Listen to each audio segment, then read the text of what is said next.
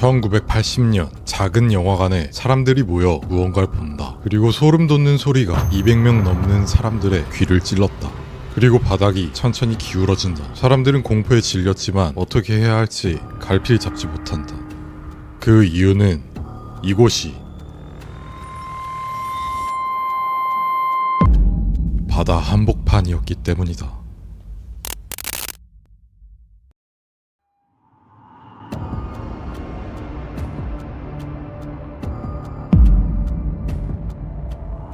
스코틀랜드 던디에서 동쪽으로 약 320km 떨어진 바다 한가운데에 알렉산더 L 킬란드라는 해상 시추선이 있다. 이 시추선은 1976년 프랑스 조선소에서 건조되었고 노르웨이 회사 스타방에르 드릴링 소유의 반잠수식 석유 시추 장비이다. 다리가 땅 깊이 박힌 구조가 아니고 다리만 잠겨있는 반잠수식이다. 우리가 미디어에서 가장 많이 보는 형태이며 느리지만 해상 이동이 가능하다. 평평한 갑판 위에는 사람이 서 있어도 중심을 잃지 않게 설계되어 있었다. 시추선의 튼튼한 다리 구조가 그것을 가능하게 했다. 바다의 파도와 해류 그리고 바람에 맞서 수천 톤만큼의 힘을 안정적으로 지탱하도록 설계되었기 때문이다. 그리고 정박해 있을 땐 앵커 케이블을 바다 바닥에 고정해 더욱 단단하게 버틸 수 있게 한다. 보통의 시추선은 해저 깊은 곳, 지층을 드릴로 뚫어 석유나 가스를 찾는 것이지만 이 알렉산더 L 킬란드 시추선은 다른 시추선들과는 조금 달랐다. 킬란드는 주로 다른 시추선으로 지원을 가는 근로자들을 수용하는 데 주로 사용되었다. 근로자들의 지원이 필요한 시추선에 갱웨이를 연결하여 그곳으로 지원을 가고 다시 돌아와 쉬는 그런 곳이었다. 1978년엔 숙식할 수 있는 시설을 더욱 추가하여 총 348명의 근로자를 수용할 수 있었다. 이 개조로 인해 시추의 기능을 할 수 없게 되어서 반잠수식 시추 플랫폼이 아니라 반잠수식 숙소 플랫폼으로 분류된다고 한다. 물론 넓진 않았지만 충분히 편안했으며 2층 침대, 식당, 샤워실, 심지어 레저 시설까지 갖추고 있었다. 두 개의 작은 영화관, 게임장, 탁구장, 헬스장이 그들의 스트레스를 풀 수 있도록 도와주었다. 바다 한복판에 고립되어 있는 만큼 식당에서의 식사는 하루 3끼 무료 제공되었고 간식도 제공되어 많은 근로자들이 이곳에서 힘내 일할 수 있는 환경을 만들고자 했다. 알렉산더 L 킬란드는 바다 위에 떠있는 움직이는 호텔이자 거대한 인력 사무소였다. 일하는 시간 말고 다들 게임을 하거나 영화를 보거나 심지어 낚시를 하기도 하며 근로자들은 다시 육지에 가서 번 돈으로 가족들과 행복한 시간을 보내길 상상하고 있었다.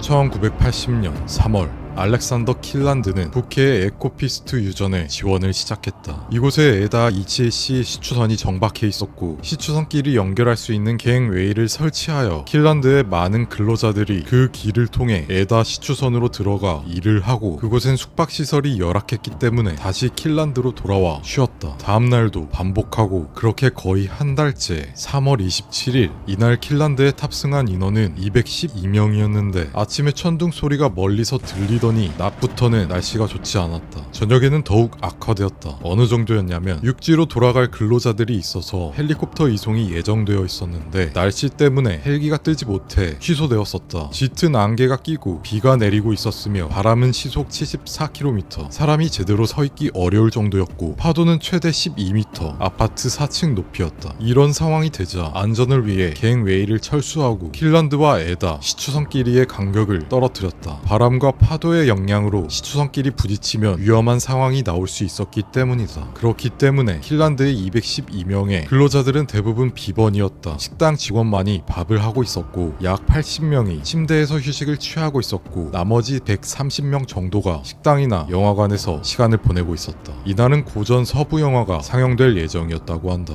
매우 궂은 날씨였지만 그들에겐 일상이었다. 오후 6시 29분 영화가 시작되려는 그 순간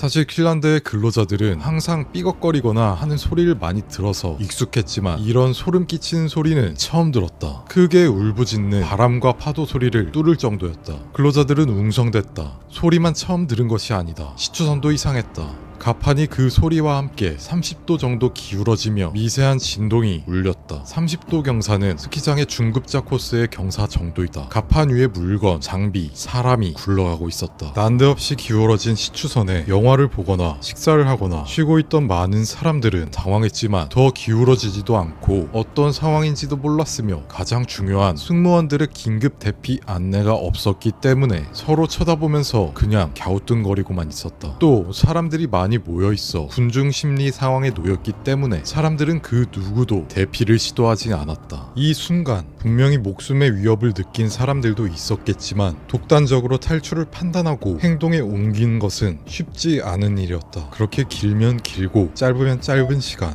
14분간 잠잠하다가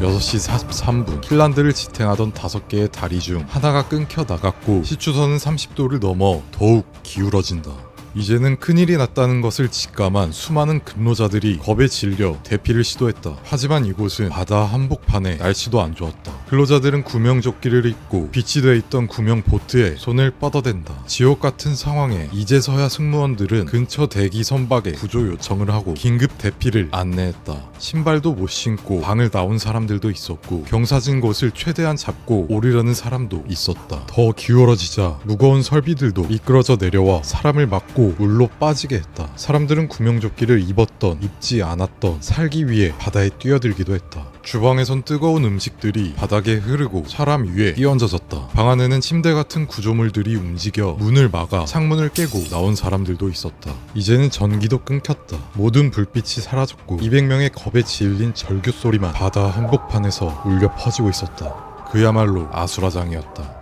다행히도 이 시추선에 구명보트 7척과 구명 뗏목 20척이 있었다. 구명보트는 50인승이었기 때문에 212명 모두를 수용하고도 훨씬 남을 만큼이었다. 사람들이 구명보트를 하나하나 힘겹게 수면 위로 띄워본다. 현재 구명보트 4척을 띄우려 시도 중이다. 큰 사고지만 모두가 구명보트에 안전히 탄다면 육지로 몸 건강히 돌아갈 수도 있다.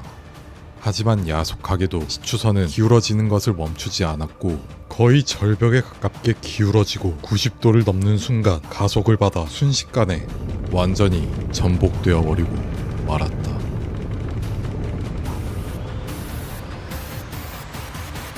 그리고 이곳에 띄워진 구명보트는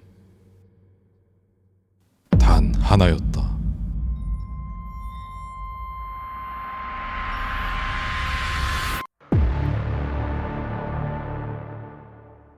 많은 구명보트 중 단 하나만 띄어진 이유는 기울기가 급격해지면서 일부 구명보트는 건들지도 못했고 내리는 중이던 4척의 구명보트는 케이블에 연결돼 있었는데 하강 케이블은 장력이 없어야만 해제되는 안전장치가 있었고 기울어지는 동안 장력이 계속돼 끝내 구명보트가 띄어지지 않았던 것이다. 그래서 도끼로 케이블을 끊어 한 척을 더 띄어냈지만 거센 파도로 인해 시추선과 부딪혀 파괴돼 탑승했던 사람들이 물속으로 빠져버렸다. 또한 구명조끼도 턱없이 부족했다. 대부분이 구명조끼를 착용하지 못했다. 그리고 최대한 높은 곳으로 대피했던 사람들은 그곳에 앵커 케이블이 있었는데 끊어지면서 치명적인 부상을 입고 바다로 떨어졌다. 6시 57분 시추선이 완전히 뒤집어졌다. 멀리서 지켜보던 에다 시추선의 탑승자들은 그 모습을 보고 두 눈을 의심했다. 단 하나뿐인 구명보트가 휘청거렸다가 바로잡고 19명이 탑승했다. 또한 구명 뗏목 2척이 분리되어 나와 3명이 탑승, 에다 시추선에서 뗏목 2척이 나와 13명을 구조했고 바다로 뛰어든 사람 중 7명은 에다 시추선으로 직접 헤엄쳐 도달해 구조되었다. 그 외엔 파괴된 시추선의 잔해에 매달려 거친 물살에 떠밀려 가거나 전복되거나 파괴된 구명보트에 매달려 오는 등 필사적으로 살기 위해 몸부림쳤다. 이곳은 북해의 한가운데 이날의 수온은 4에서 6도씨로 예상된다. 수온 10도씨 이하에서도 저체온증에 의해 1시간 이내에 의식이 저하될 수 있는데 4에서 6도씨의 물에서는 수십 분 만에 생명의 위협이 온다. 바다 위의 사람들을 얼른 물에서 건져 올려야 했다. 구조 요청을 받았던 근처 대기 선박 실버핏호가 현장에 1시간이 걸려 도착했다. 사방에서 구해달라는 소리가 들리지만 안개가 너무 짙고 궂은 날씨 때문에 구조자의 위치를 못 찾게 된다. 결국 실버핏 리토는 단 한 명도 구조하지 못했다. 또 3시간 뒤인 9시 30분 스미트 로이드 호가 현장에 도착하지만 상황은 마찬가지였고 역시나 아무도 구할 수 없었다. 그리고 전복된 지 11시간 뒤 다음날 오전 6시 기상 조건이 완화되어 헬리콥터가 구조 작업에 동원되었다. 그리고 며칠 동안 더 수색 및 구조 작업을 계속 진행했지만 결국 탑승자 212명 중 123명 사망, 89명 생존이라는 참혹한 결과가 나오게 된다.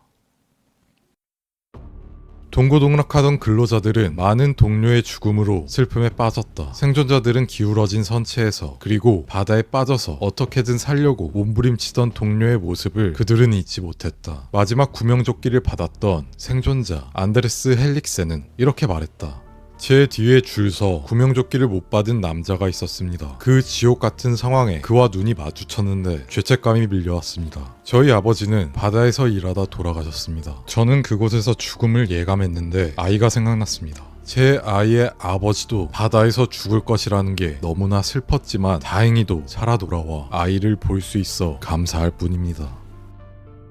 정부는 이 사고의 원인을 밝히기 위해 조사를 시작했다. 1981년 조사 결과 사고의 직접적 원인은 다리를 지지하는 브레이싱 부위의 용접 결함이었다. 다리 사이를 사선으로 연결해 잡아주는 게 브레이싱인데 6개의 브레이싱 중 하나의 용접이 불량했던 것이다. 그 부위에 미세한 균열이 발생했고 당시 강풍과 파도로 균열이 급격히 확장된 것이다. 또한 용접부 저온 균열, 응력 집중 증가 등 부캐에서 발생하는 영향들이 부가적으로 작용돼 다리의 브레이싱 5개가 연속으로 끊어져 무서운 소리를 냈고 30도 기울게 된 것이다. 그리고 14분 후 버티고 있던 마지막 브레이싱마저 끊겨 다리 하나가 완전 분해되었고 끊어진 곳으로 물이 들어가 또 다른 두 다리에 물이 차면서 중심을 크게 잃었고 앵커 케이블마저 끊어지며 결국 시추선을 전복시켰던 것이다. 또한 30도가 기울어졌지만 마지막 브레이싱이 버텨주어 잠잠했던 그 14분, 그 시간 동안 근로자들은 대피를 전혀 시도하지 않았다. 그때 긴급 대피 안내를 하고 체계적인 대피 통제가 이루어졌다면 많은 사람들이 구조될 수 있었다. 그 황금 같은 시간을 너무 허무하게 날려버렸다. 비상지휘 체계가 아예 전무해서 200명의 인원들이 혼란 속에 뒤엉켰다. 심지어 방을 나오지도 못한 채 시추선과 함께 익사한 사람들도 있었다. 이런 엄청난 참사는 시추선을 운영 중인 회사들의 경각심을 일깨웠다. 즉시 시추선들의 안전점검을 실행했고 이후 시추선 건조 시 다리 하나가 끊어져도 안정적으로 버티는 테스트를 필수적으로 실행했다. 그리고 확실한 비상지휘체계를 만들었고 긴급 상황에서 구명보트를 띄우는 것을 더욱 쉽게 할 수 있도록 변경했다.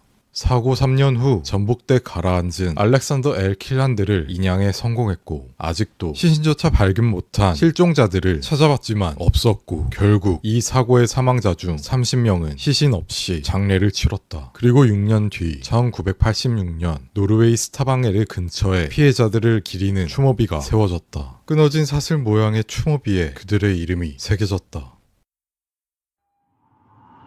간혹 사람들은 14분이라는 긴 시간 동안 왜 탈출할 생각을 안 하냐고 말한다. 우리가 탑승한 근로자의 입장이라고 생각해봤을 때 영화의 시작, 소름 끼치는 소리와 30도의 기울어짐, 그리고 승무원의 어떠한 안내도 없음. 이런 상황에서 내가 할 수 있는 선택지는 독단적으로 나가 구명조끼를 입고 바다에 뛰어들던지 구명보트를 혼자서 내려보던지 다같이 탈출하자고 선동을 하던지 아니면 당시 사고 상황처럼 근로자들 속에서 가만히 영화를 보며 있을지. 여러분은 어떠신가요? 탈출 판단을 내릴 만한 시간이었나요?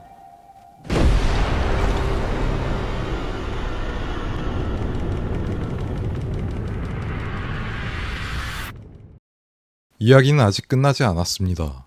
1980년 그리고 2025년 피해자들의 유족들은 기나긴 시간 동안 전복되지 않고 힘겨운 법적 싸움을 이어갔고 결국 사고 45년 만에 유족들은 보상을 받았다고 합니다.